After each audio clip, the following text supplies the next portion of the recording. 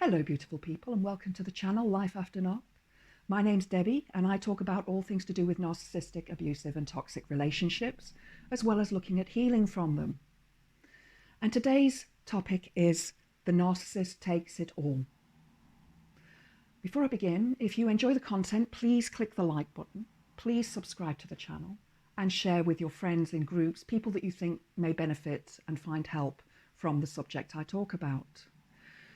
And before I start, I actually have tried to record this a few times over the last couple of weeks, and every time I've recorded it, the recording has gone wrong or something's happened with it. So hopefully today you are watching this video. So why does the narcissist take it all? Well, it's a daft question really. Supply. Everything to them is supply. Whether it is you, money, a phone, a computer, a home, furniture, a smart pen, a new guitar, whatever it is, that is supply for them. Narcissists take, they want, they need to have these things in order to survive. And the best form of supply for them is you, a person who is completely unaware of what a narcissist is. Now, I just want to remind you as well that I'm not talking about somebody who's diagnosed with narcissistic personality disorder or NPD. I am not a psychologist and I'm not able to diagnose that. I'm talking about somebody with these tendencies.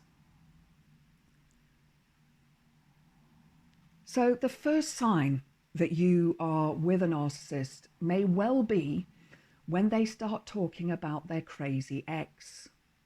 This is a huge red flag. I know that I'm now the crazy ex, and I've talked about this in another video, and that's okay. I'm okay with that. Doesn't matter, because I'm not.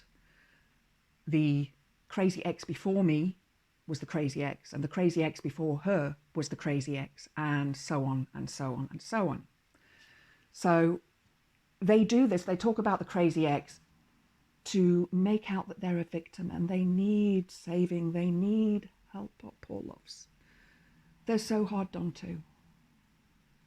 Yeah, they left you, they hurt you, they physically abused you, they mentally abused you, they gaslighted you, they did whatever they did to hurt you, and they took your supply.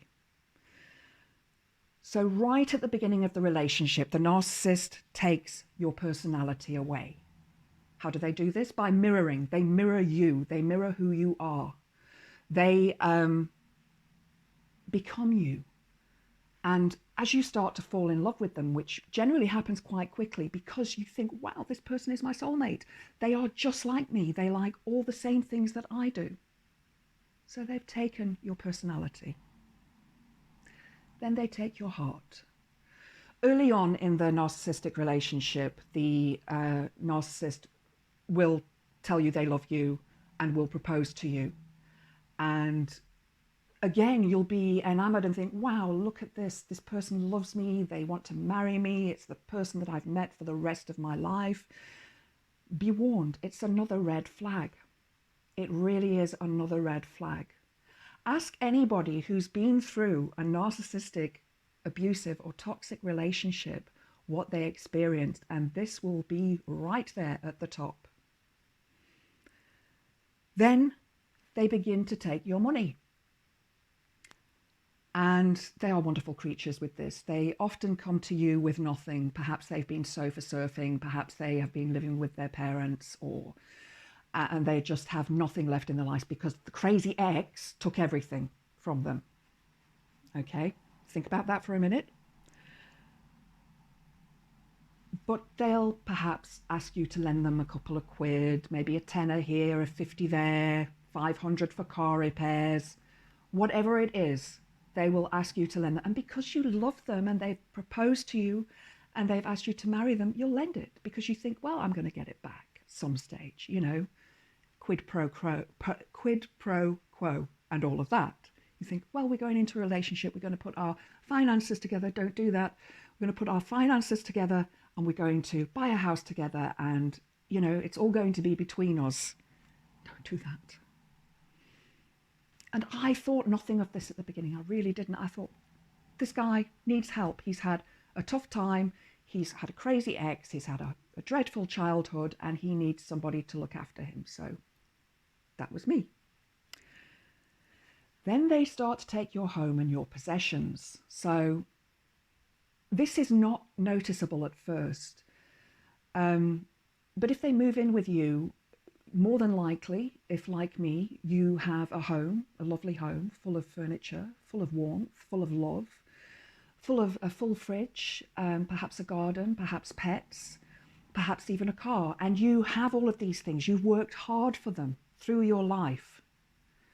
And they start to take this away from you. It starts to become theirs.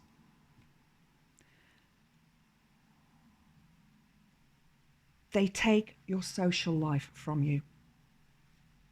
They start to isolate you. They start to say things to you like, oh, let's not go out this weekend. Let's stay in and watch a video instead. Or, oh, I've got no money, so we'll stay in. Or, don't go see your friend today for coffee. Let's go for coffee together instead. And it starts slowly at first, and eventually you don't notice that it's happened. Perhaps you've moved and you're away from your friends, your family. They have isolated you. And again, at first, you don't notice it. You think that they love you and they want to spend more time with you. So you do. They take your car, if you have one. My ex didn't.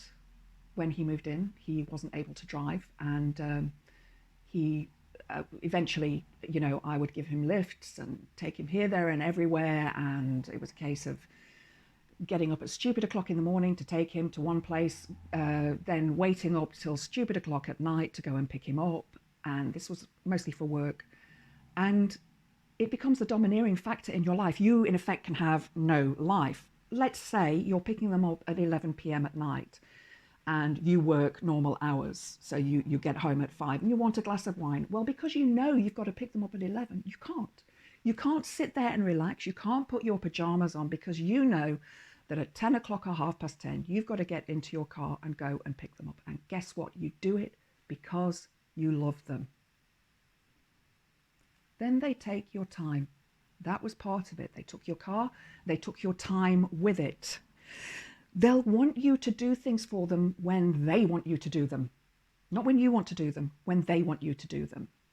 So you may be in the middle of something, perhaps a hobby, or you're working out perhaps, or going for a run, and the narcissist will say to you, oh, won't you just give me a lift here? And can you help me with this? And you're going for a run again. Can't you just stay with me for this moment? Can't we have a coffee first? I was hoping that we'd do this today. All of these things come out and it's like, okay, I'll put my run aside. I'll put my yoga practice aside. I'll put my book down or my crochet down, whatever it is, and I will do what you want to do. Everything is all about them. They are the narcissist after all. They take your dignity.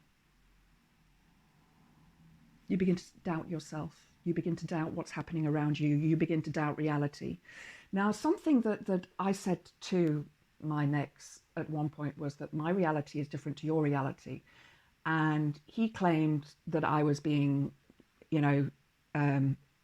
unstable by saying that. But actually, each of us has a different reality. But you begin to doubt yourself and what's happening in your life, and you become more subdued, you become more internalized, and your brain won't stop thinking and won't switch off. And you are slowly being hypnotized by this person. Let's say they attempted to rape you, but then they apologize and say, I'm sorry, I didn't mean to do it. But they'll probably do it again, because that is what an abusive, toxic person is like. They take your respect. Now, apparently, according to some narcissists, respect has to be earned. My belief is that respect is given. And if somebody breaks that respect, then you take it away. We should respect each and every person on this planet, regardless of who they are or what they've done, until we find out what they have done. And if they have done something bad, then we take our respect away from them. As I said, they take you away and isolate you.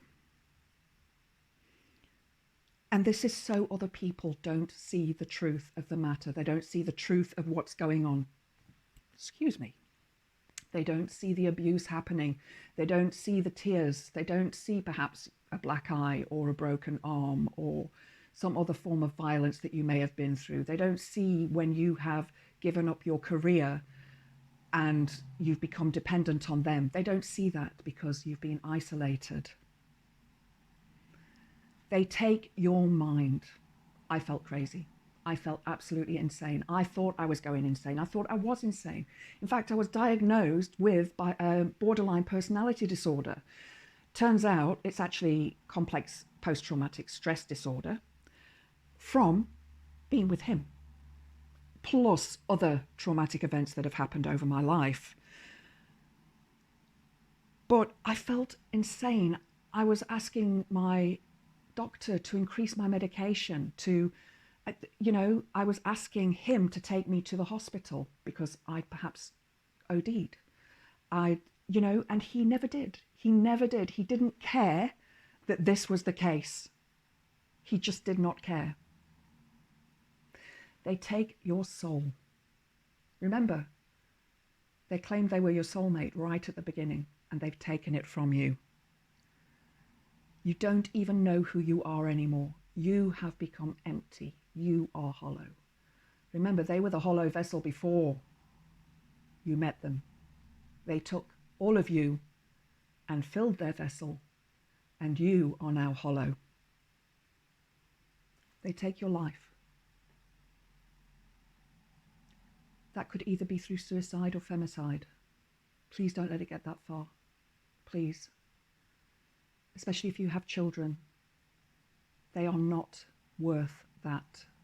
They really aren't. Stay strong. Become a survivor. You can do this. Believe me, if I can, you can. I hope you've enjoyed the content. If you have, please click the like button. Please subscribe to the channel, and hope to see you next time. Blessed be.